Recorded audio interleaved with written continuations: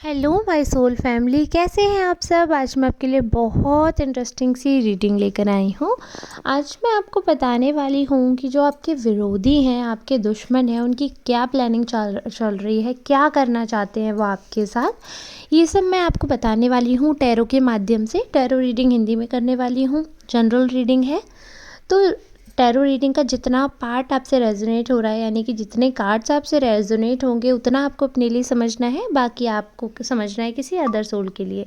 वैसे चांसेस है कि आपसे पूरी रीडिंग रेजोनेट हो सकती है, क्योंकि मैं ज़्यादातर एनर्जी पिक करती हूँ आप लोगों की, जो कमेंट्स के माध्यम से आती है। टैरो रीडिंग में एनर्जी ही मेन होती है, तो एनर्जी पिक करके हम लोग रीडिंग करते हैं। तो आप लोग अपनी एनर्जी कमेंट्स के माध्यम से ज़रूर पहुंचाया करें। या तो आप क्लेम कर दीजिए, कुछ भी कमेंट करेंगे, आप इमोजी भी भेजेंगे तो एटलीस्ट आपकी एनर्जी मुझ तक आएगी। और अगर आप नए हैं तो प्लीज़ आपसे रिक्वेस्ट है मेरी कि आप मेरे चैनल को सब्सक्राइब कर लीजिए और वीडियो देखते देखते लाइक ज़रूर करिए और अंत तक बने रहना है, तभी आपको समझ आएगा कि पूरी रीडिंग का सार क्या था। कई बार लास्ट कार्ड इतना मेजर होता है जो आपको लाइफ चेंजिंग एडवाइस दिला सकता है, और फिर एंड में मैं एंजल गाइडेंस भी देती हूँ, तो एंड तक बने रहिएगा। चलिए ठीक है, जैसे कि मैंने बताया टैरो रीडिंग है, तो मैंने कार्ड्स पहले ही शफल करके सिलेक्ट कर लिए हैं। तो यहाँ पे मुझे ये चीज़ क्लियरली दिख रही है कि जो आपके विरोधी हैं वो आपको नापसंद करते हैं, और जाहिर सी बात है वो विरोधी हैं तो नापसंद तो करते ही हैं, इसीलिए वो विरोध कर रहे हैं आपका। अब इतने भारी शब्द सुनकर आप कंफ्यूज मत हो जाइएगा। मैं हर वीडियो में बताती हूँ, मैं विरोधी और दुश्मन और शत्रु उन लोगों को बुलाती हूँ जिनका माइंडसेट आपके बिल्कुल अपोजिट है, जो दुनिया को आपके खिलाफ भड़काते हैं। आपके हमेशा एजेंडा उनका रहता है आपको नीचे गिराना, जो आपके विरोध में खड़े रहते हैं। चाहे आप सच भी कह रहे हो, बट वो आपका गला काटने को तैयार रहते हैं। तो ऐसे लोगों को मैं विरोधी और दुश्मन के नामों से वो करती हूँ, बुलाती हूँ। तो जेंडर वाइज नहीं है, मेल फीमेल ट्रांस अब कोई भी हैं, तो आपको ये चीज़ बता दूँ कि जो आपके विरोधी हैं वो बहुत स्ट्रॉन्ग एनर्जी में है। और अभी ऐसा लग रहा है कि जैसे आपके पास बहुत ज़्यादा ही एकदम से ऐसा डिस्ट्रैक्शन सा हुआ है कि काम से भटकाव है, मन मुताबिक चीज़ें नहीं मिल रही थी। आप बहुत ही ज़्यादा एनर्जी जो है आपकी बहुत ही मतलब कंफ्यूज्ड इसलिए है आप, क्योंकि एनर्जी क्या होता है, एनर्जी एक सोर्स में चलती है तो ताकत बढ़ती है। जब वो डाइवर्ट हो जाती है, यानी कि कुछ वहाँ एनर्जी चलेगी, कुछ वहाँ चलेगी, आपने एनर्जी को बांट दिया है। आप एक साथ अगर ज़्यादा कामों में फैल जाओगे तो आपकी एनर्जी नहीं रहेगी, और आप एकाग्र होकर एक काम करोगे तो उसमें पूरी एनर्जी लगती है आपकी। तो यहाँ पर आपकी एनर्जी पूरी तरीके से नहीं लग पा रही है, आपकी एनर्जी और चीज़ों में डाइवर्ट कर रखी है, बहुत चीज़ों में आप फंसे हुए हैं, हर जगह पे आपने अपनी एनर्जी छोड़ रखी है। बट जो आपके विरोधी हैं, आपके दुश्मन हैं, थर्ड पार्टी जो है, वो पूरी तरह उनका फोकस आप ही हैं अभी इस समय। तो उनकी पूरी स्ट्रॉन्ग एनर्जी आपके विपक्ष में जा रही है, आपको बर्बाद करने के लिए जा रही है। उनका जो मैनिफेस्टेशन है वो तो हमेशा रहता है। और मैं ये चीज़ आपको बता दूं, मैनिफेस्टेशन बहुत वर्क करता है। मैनिफेस्टेशन में क्या होता है कि आप जाने अनजाने कोई चीज़ प्रिडिक्ट करते हो, कोई चीज़ अज्यूम करते हो, कोई चीज़ ऐसा मान लेते हो कि ऐसा होगा, ऐसा होकर रहेगा। तो एक दिन ऐसा होता है कि शब्दों में इतनी ताकत होती है। और कई बार आपने सुना होगा अपनी माँओं से, दादी माँ से, घर के बुजुर्ग कहते हैं कि दिन में एक बार सरस्वती मुंह पर बैठी होती हैं, और ये सत्य है। आप एक ही बात अगर बार बार बोलते रहेंगे तो पता नहीं किस टाइम सरस्वती माँ बैठी हों तो वो बात सत्य हो जाती है। तो वैसा ही है कि ये आपके विरोधी आपके बारे में इतना नेगेटिव सोच रहे हैं, तो आपके साथ अभी कहीं ना कहीं वो घट भी रहा है कि कहीं ना कहीं चिंताएं, जैसे कि वो मैनिफेस्ट कर रहे हैं तो वैसी चिंताएं हैं। अब विरोधी आपके जो करना चाह रहे हैं वो मुझे ऐसा दिख रहा है कि आपकी फैमिली में प्रॉब्लम कर रहा है। ऑलरेडी आपकी फैमिली में प्रॉब्लम चल रही है, बट और मैनिफेस्ट कर रहे हैं, और ऐसे एक्शंस कर रहे हैं जिसकी वजह से और प्रॉब्लम आएगी। मतलब अभी जितना टेंशन है, कलेश है, उससे वो खुश नहीं है।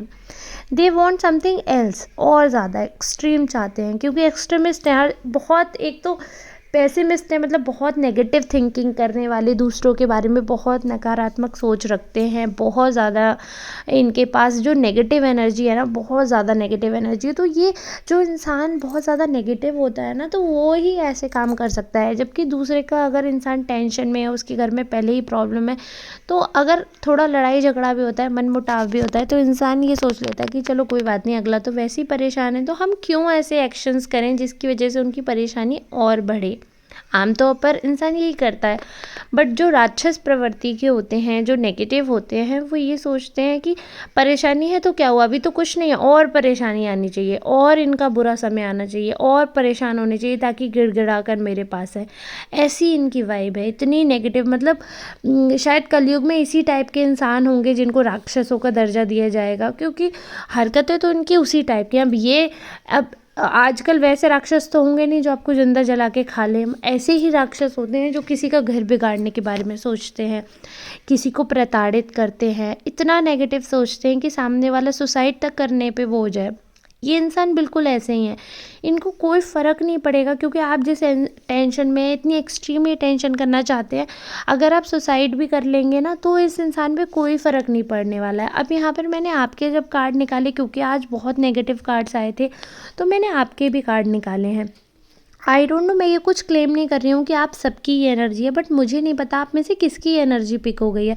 बट बहुत डाउन आपकी एनर्जी जा रही है। ऐसा लग रहा है कि आप उनकी बातों से इन्फ्लुएंस हो रहे हो, उनकी एनर्जी से इन्फ्लुएंस हो रहे हो, और उतना टेंशन आप अपने ऊपर लोगे।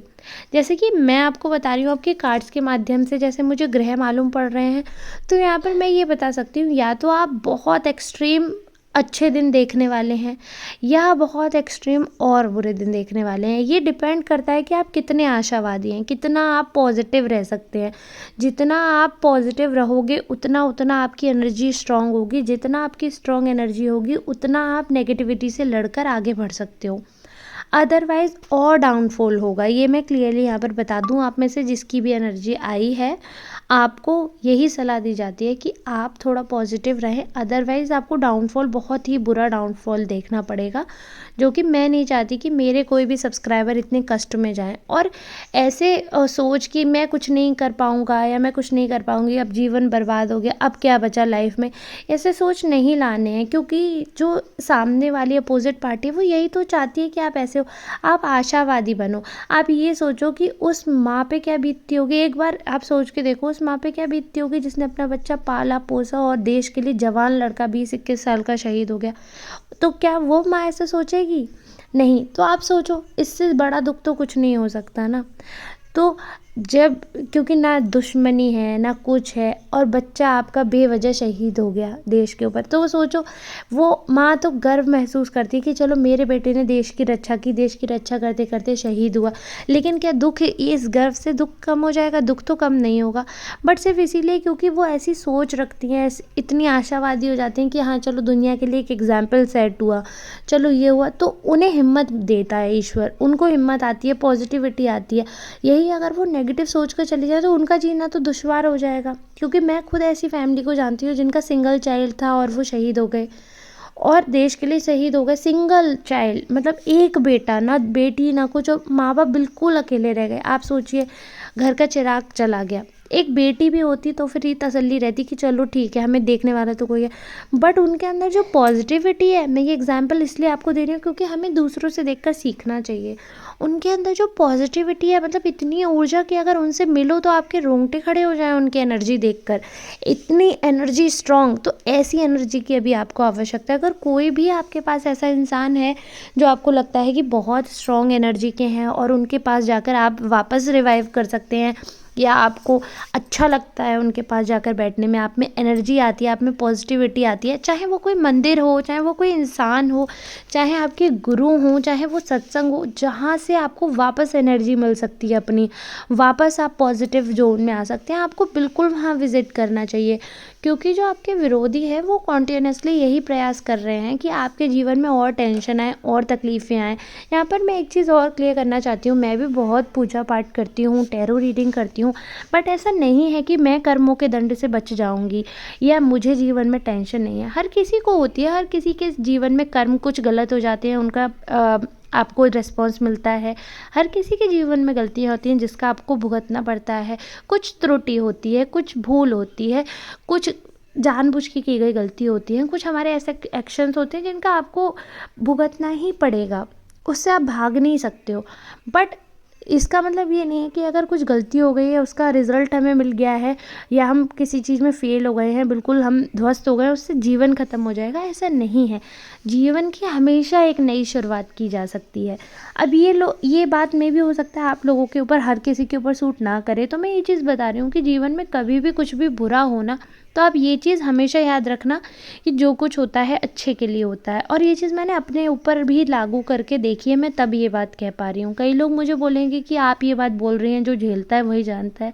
तो वही बात है, मैंने भी जो झेला है वो मैं जानती हूँ, जो आपने झेला है वो आप जानेंगे। ईश्वर ने जो झेला, जब वे इस रूप में आए धरती पर मनुष्य रूप में, तो वो ही जानते हैं वो कष्ट कितना बड़ा होगा जब सीता माँ से वो दूर हो गए होंगे, या कृष्ण जी के लिए कितना बड़ा वो कष्ट होगा जब वो राधा रानी से दूर हो गए। तो जो कष्ट झेलता है, कष्ट वही जानता है। या अगर मैं मैया के तो माँ से पूछिएगा, तो वो कष्ट हम अज्यूम भी नहीं कर सकते कि किसी का बेटा जिंदा है और छोड़कर चला जाए, जिसे पाला पोसा उससे छोड़ दिया, तो कष्ट किसके जीवन में नहीं रहे। कैकई ने श्राप दिया, लेकिन भुगतना किसे पड़ा?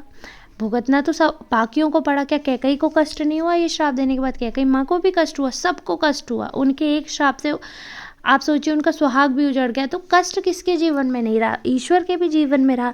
लेकिन अगर वही सोचकर जीवन वहीं समाप्त कर दिया जाए या विरोधी से के डर से आगे नहीं बढ़ा जाए, तो वो सबसे बड़ा पाप है।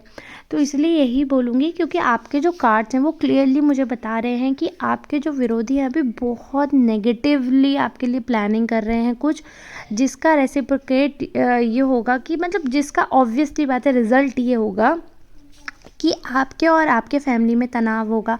करियर वाइज भी आपको ऑब्स्टेकल्स देखने को मिलेंगे, हर्डल्स और बढ़ते दिख रहे हैं। मुझे लग रहा है थोड़ा स्ट्रगल करना पड़ेगा। इसका मेजर रीज़न आपके कार्ड्स के थ्रू मुझे ये मालूम पड़ा, एनर्जी आपकी डाउन हो रही है, पॉजिटिविटी कम हो रही है। यही आप अगर अपने आप को लाइटन करो, पॉजिटिव रहो, तो आपको रास्ता दिखेगा, तो आपको वेज दिखेंगे, आपको हिम्मत मिलेगी, वो स्ट्रगल आसान हो जाएगा और आप उससे बच सकते हो। दूसरे लोग जाल फैला रहे हैं, अगर आप एनर्जी में डाउन होकर अंधे बन के चल रहे हो तो आपको नहीं दिखेगा। बट अगर आप पॉजिटिव रहोगे, लाइटन अप रहोगे, तो आपको दिखेगा कि सामने जाल है, मुझे रास्ता डाइवर्ट करके जाना है। आप समझ रहे हैं मैं क्या समझाना चाह रही हूँ? मैं जानती हूँ कि आप सब बहुत अच्छी तरह समझ पा रहे होंगे कि मेरे शब्दों का क्या महत्व है अभी आपके लिए। अब लागू करना ना लागू करना ये आपके ऊपर है। बाकी ये है, मैं तो सिर्फ गाइडेंस दे सकती हूँ, और मैं इसीलिए पहले से प्रेडिक्ट करके आपको बताती हूँ ताकि आप बच सको इस चीज़ से, ताकि आप, क्योंकि अभी और एक्सट्रीम आने वाला है, तो उससे कैसे आप बच सकते हो वो चीज़ आपके हाथ में है। उसके बाद भी आप करो ना करो वो तो आपके ऊपर ही डिपेंड करता है। मैंने तो अपना काम पूरी तरह से कर दिया आपको गाइड करने का। अब बाकी देखते हैं आप क्या करते हैं। अगर आपसे रीडिंग रेजोनेट की है, आपको ऐसा लग रहा है कि हाँ आपके विरोधी अभी भी आपको ताक पे रखे हुए हैं, अभी भी आपका घर बर्बाद कर रहे हैं, अभी भी आपको नेगेटिव कर रहे हैं और आप इन्फ्लुएंस हो रहे हैं, आप डाउन हो रहे हैं, टेंशन में आ रहे हैं, आपको लग रहा है सब खत्म हो रहा है, तो आप इस रीडिंग को क्लेम करिए, मुझे कमेंट में बताइए कि हाँ ऐसा हो रहा है। और फिर आपको मैंने उपाय भी बताया, आपको कहीं ऐसी जगह विजिट करना चाहिए जहाँ से एनर्जी रिवाइव हो सके। चलिए ठीक है, आई होप आपके लिए आज की रीडिंग महत्वपूर्ण रही होगी, आपको हेल्प करेगी। मिलते हैं नेक्स्ट रीडिंग में, तब तक के लिए आप सबका बहुत बहुत धन्यवाद।